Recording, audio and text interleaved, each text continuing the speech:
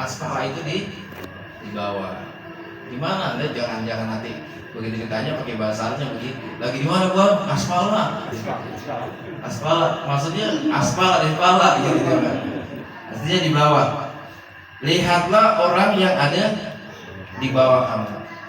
Maksudnya apa? Ini kalimatnya adalah ketika kita ini melihat orang dalam kehidupan, dalam ukuran materi, maka lihatlah yang di bawah kita. Karena kalau lihat dangak mulu, maaf kalau nama orang dangak, ya kalau di bawah nggak ada lubang, padu. Nah ini repot. Lihat orang-orang yang di bawah kita dalam masalah harta. Tapi dalam masalah keilmuan, dalam masalah amal ibadah, baru boleh melihat yang di atas kita. Makanya kalimat selanjutnya adalah wala tanzuru ila man huwa fawqakum. Maka janganlah kamu lihat seseorang fawqakum yang di atas kamu. Fahuwa ajdaru, maka patutlah atau pantaslah Allah tazdadu, agar kita tidak meremehkan tazdadu ni'matallahi alaikum, atas nikmat-nikmat yang telah diberikan kepada alaikum, kepada kamu, kepada kita. Misalnya kita ada orang kaya misalnya, kita udah cukup nih, berarti bukan berarti kita nggak boleh pengen jadi orang kaya. Semua orang pasti ditanya pengen jadi orang kaya.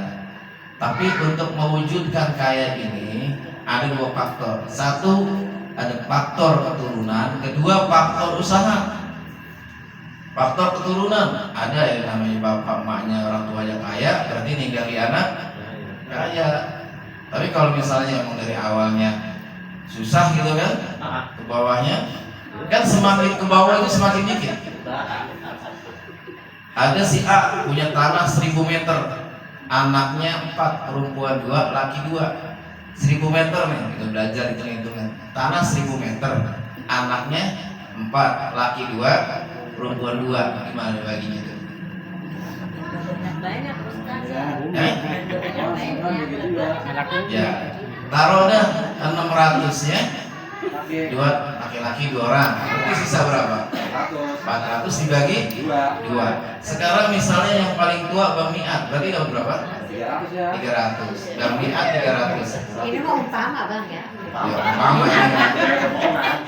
Ntar jangan sampai Bang Miat ngambil dulu rumah jual tanah. Mertuanya. Tanah bapaknya ada dan mertuanya. Dari 1000 bertahan ke 300. Bang Miat 300 kawin, dia punya anak. Anaknya berapa? 2. 1 laki 1 perempuan. 300 dibagi 2, laki 1 perempuan 1. Yang laki ada berapa? 200 yang perempuan? P.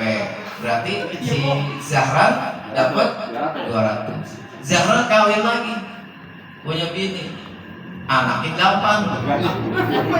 Ya kan? Tanahnya 200. Kira-kira pada perang nggak itu? Ya, harus pergi. Wah, repot. Jadi semakin banyak, semakin lama, terus semakin sedikit itu harta. Makanya kalau dikasih harta pasti habis. Tapi kalau dikasih ilmu, insya Allah Bang Mi'at ngajarin anaknya lagi, anaknya ngajarin lagi, anaknya ngajarin lagi, maka manfaatnya terus menerus sampai Bang Mi'at masuk ke liang kubur. Itu masih ada pahalanya. Jadi makin tambah, karena ilmu bertambah. Tapi kalau harta berkurang. Nah, kita jangan lihat di situ, biarin dah orang mah kaya, saya mah enggak. Itu karena turunan. Kedua karena usaha. Mungkin dari keluarga yang prihatin, biasanya itu kerjanya semangat. Kan orang tua suka bosan, udah gua mah susah, ninggal di anak mah jangan pada susah. Akhirnya anaknya usaha, kerja segala macem. Akhirnya apa? Kayak merantau lah Kalimantan, ngurusin tanah 2 hektar kelapa sawit. Akhirnya rumahnya gede, tanahnya banyak. Dari awal orang yang nggak punya. Akhirnya apa? Akhirnya dari nggak punya menjadi punya. Ini yang disebut usaha. Ada faktor karena keturunan, Yang kedua adalah karena faktor usaha. Terus sering nanya, Pak, ada juga kok orang bapaknya kaya, emaknya kaya, sekarang belangsak banget, ngontrak. Itu karena dulu habis tanah bapaknya dijualin, kan ada gitu kan. Karena dalam satu keluarga, maaf, tidak walaupun sama-sama ke satu keturunan, karena ada aja yang rada merugul, ada gitu kan, yang rada degik, ada, jadi macam-macam. Ini ada yang dulu di tanahnya banyak, sekarang nggak ada. Dulu yang kagak ada, sekarang jadi ada. Nah, untuk penyemangatnya adalah jangan melihat yang kaya, pusing gitu. Tetangga kita sekarang mobilnya cakep banget, baru pusing gimana caranya nih supaya gue punya mobil, pusing di Vario baru lagi, yang Tekno gitu kan, kita pusing. Tapi kalau masalah amalia atau masalah keilmuan, orang pinter ya, kenapa saya nggak bisa pinter ya? Karena pinter ini bukan keturunan, Pak. Nggak ada orang bahwa dia mah pinter, orang bapaknya pinter, nggak. Oh, dia mah karena bapak mamanya pinter, jadi anaknya semuanya pinter, nggak juga. Jadi pinter itu bukan keturunan. Kalau otak kecerdasan bisa diwariskan, tapi kalau kepinteran enggak. Bocah pinter banget ya, otaknya cerdas banget. Jadi mau bapak mamanya itu pinter banget gitu kan. Itu nggak bocah bobol banget sih. Alah, emak ibu gua tahu lu sekolah 3 kali kan naik. Kan gitu. Jadi kalau anaknya tolol nih, kita lihat, gua dulu pinter nggak gitu. Ah, gua nggak pinter. Wah, terus lihat ke atas gitu kan. Oh, nenek moyang gua dulu pinter nggak gitu. Karena biasanya anak tuh nggak jauh dari orang tuanya. Karena IQ tuh nurunin. B.J. Habibie itu kurang gimana otaknya luar biasa. Itu anaknya sekolah di Jerman semua. Tapi pada saat menjelang ajalnya beliau menuliskan bahwa beliau kesepian. Ketika istrinya itu Ainun meninggal, anaknya itu di luar negeri semua. Berhasil semua, kaya semua, tapi di luar negeri jauh-jauh. Dalam akhir hayatnya beliau sendirian, kesepian. Sampai dia bilang, kalau bisa ilmu saya ditukar dengan ilmu agama, saya tukar dengan ilmu agama. Kurang gimana cerdasan B.J. Habibie? Otaknya Jerman aja mengakui pesawat bisa dibikin. Nah, kita kan kapal-kapalan aja karena saya klaim dulu. Apalagi kapal beneran. Beliau pada akhir hayatnya nyesel, kenapa saya tidak mempelajari ilmu agama. Luar biasa. Nah, kalau orang pintar kenapa saya nggak bisa pintar? Belajar tuh. Karena perbedaan kita adalah yang belajar dan tidak belajar. Ada yang di mana-mana senang belajar, apa aja ketemu di jalanan ada koran dibaca. Ada apa informasi dibaca. Ada juga yang malas baca. Nyari nggak mau, begitu udah nemu tinggal nikmatin juga nggak mau. Dapat info dikirim ke grup, itu bacaan luar biasa. Ya namanya nggak biasa baca, bodo amat gitu kan. Paling diintip doang dilihat. Saya kumpulin sampai HP saya itu jebol-jebol tiap hari. Karena kalau nemu informasi, takut saya lupa. Saya simpan di HP. Ada artikel yang saya baca belum sempat tuntas, saya simpan di HP. Kalau saya belum hafal, kecuali udah hafal saya hapus. Tapi kalau belum, video apapun, ada pernyataan apapun, itu saya simpan. Kenapa? Karena kita harus tahu. Jangan sampai orang-orang tahu kita nggak tahu. Jadi kalau yang namanya iri melihat ke atas boleh pada masalah ilmu. Masalah amal boleh juga. Oh dia kayaknya rajin banget ya, ibadahnya gua harus lebih dari dia. Ini juga boleh. Makanya dalam kitab Fadhailul Amal itu bagaimana kita ini menjadi semangat. Jangan lihat ke bawahnya. Ini jelek kalau lihat ke bawahnya. Gua bodoh banget. Ada lagi yang tolong lagi ya, santai aja. Jangan lagi gitu. Jadi kalau pinter dan bodoh bukan keturunan. Karena belajar, semua orang punya kesempatan belajar. Maaf aja, itu Sunan Geseng sampai akhir hayatnya beliau nggak bisa nyebut Robil Alamin. Beliau biasa nyebut Robil Alamin sampai akhir hayat. Itu seorang wali. Sunan Geseng itu, Ki Cokrojoyo itu murid dari Kanjeng Sunan Kalijogo. Karena apa? Beliau jadi walinya memang sudah usia lanjut. Ki Cokrojoyo ini, makanya nggak bisa nyebut Robil Alami. Ya rata-rata nih, maaf kalau orang Jawa yang tua-tua gitu kan, yang dulu yang ngaji, rata-rata begitu, Robil Alami. Sah nggak bacanya Rabbil Alamin? Kalau memang lidahnya sudah nggak bisa lagi dilempengin, bacanya Rabbil Alamin tetap sah sholatnya. Mendingan Rabbil Alamin daripada dia nggak ngalamin, Pengalaman. gitu kan? Ah. Jadi imam boleh nggak? Kalau imam udah nggak ada lagi, emang dia aja di kampung itu bacanya Rabbil Alamin nggak masalah. Tapi kalau masalah masih ada yang paseh, nih, maka cari yang paseh. Jadi yang utama yang bacanya paseh. Kadang kan ada gini, lu tuanya jadi imam, salah itu kalau mau begitu. Dia jadi imam bukan tuaan. Kalau masalah tuaan maupun bom juga yang mana nih? Tebang, tua, penjamblang lah, tuaan juga penjamblang mau saya. Saya kecil lihat tua, saya lihat kuburan tuh dia, saya mendek karena tuaan dia, gitu kan. Pertama adalah yang pasti bacanya. Gimana kalau di masjid itu ada 4 orang ustadz yang bacanya sama-sama fasih. Yang kedua adalah yang pernah ke tanah suci. Dua-duanya udah pernah ke tanah suci. Cari yang istrinya lebih dari 1. Ini jadi komoditi juga. Oh ya Ustaz ini dia 3 bininya. Wah Ustaz ini ternyata ustaznya istrinya 3 semua. Baru yang tua ada tuh.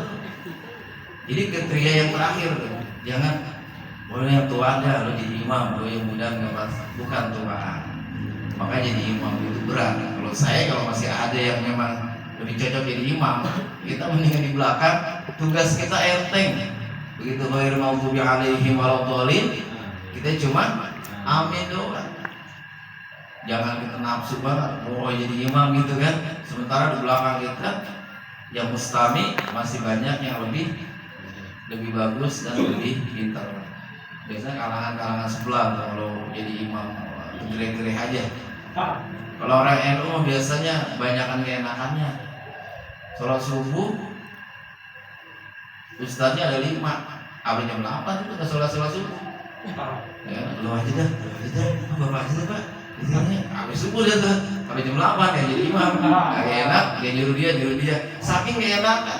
Orang NU memang adab akhlaknya luar biasa. Nyuruh sampai nyuruh sini gitu. Jadi jangan ada punya pikiran gue mau kali tolol ya sama keturunan. Nggak ada tolol itu keturunan.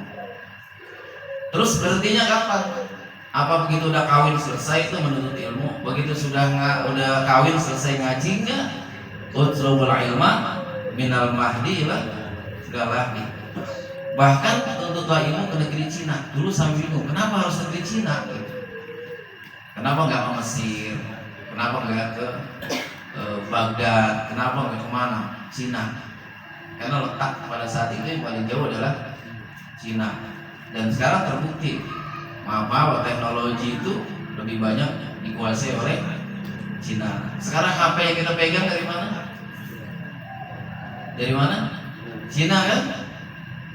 Terus kalau kita mau bangun rumah, membangun apa-apa material dari mana? Cina. Kegelodok banyak kan orang mana? Orang Cina. Kadang-kadang kita ngomong Cina, bawa anak kesel aja, Cina lo ya. Padahal maaf, kontribusinya luar biasa. Bahkan dari kecil, saya ngomong gak pakai bahasa Arab, duit apanya bahasa Cina, gocap, jigo, gotun, cenggok, itu budaya Cina luar biasa. Bahkan di Bekasi yang punya tanah luas, itu dulu orang Cina, namanya Babahlan. Biasa orang Betawi kalau ngomong suka keseleo dari Babahlan jadi Babelan. Babelan itu asal artinya Babahlan karena yang punya tanah itu. Orang Cina dulu sebut Babahlan. Terus Komsen Cina juga. Terus Kincang itu kan Lau Kincan Cina juga. Dan banyak makam-makam Cina segala macam peninggalan Cina di Semarang ada Sangkopung dan lain sebagainya. Bahkan sultan pertama di Indonesia di Demak itu orang Cina. Raden Patah itu ibunya Cina. Nama beliau tuh Tan Cimbun, itu Raden Patah. Sekarang kalau kita ngomong Cina, luar biasa. Kayaknya apa-apa disalahin Cina. Padahal kalau niat kalau nggak nyalain Cina dia kerja.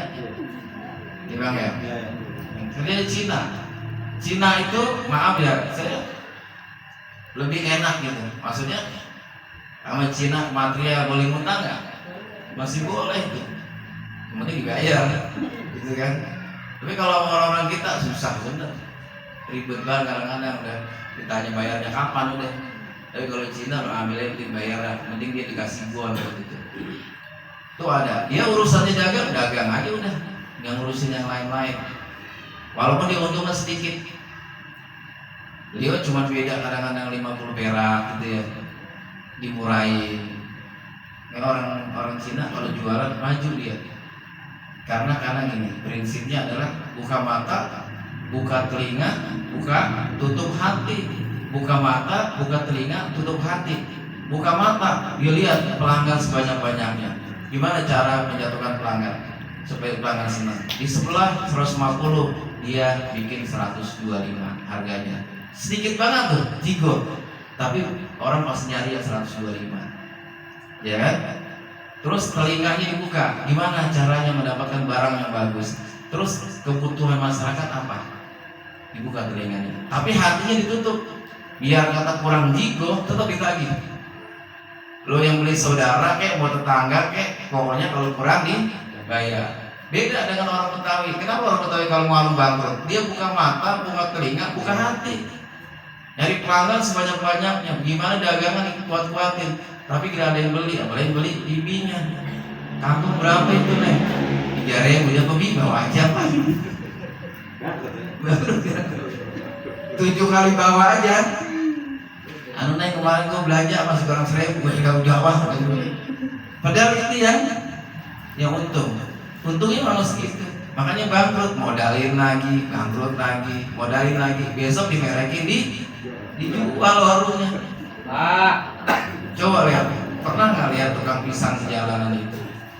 Mereknya misalnya 12.000. Biar udah pada hitam, tawar coba. Pak 10.000 ya, nggak bakal dikasih.